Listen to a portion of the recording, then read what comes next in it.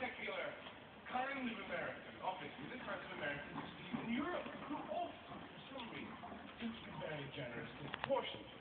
And then you see them in museums, blocking up the exhibits, going, what is this? Can we eat it? Where are we? Can we please have it?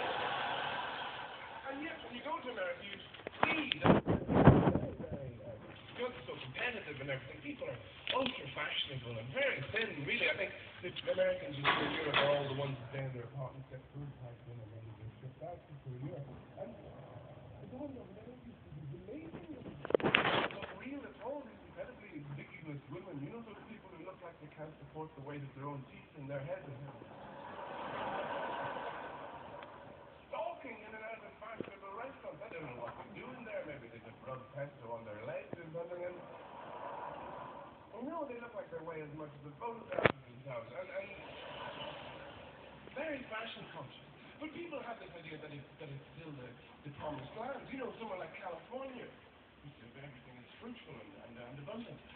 But Arnold Schwarzenegger is the governor of California.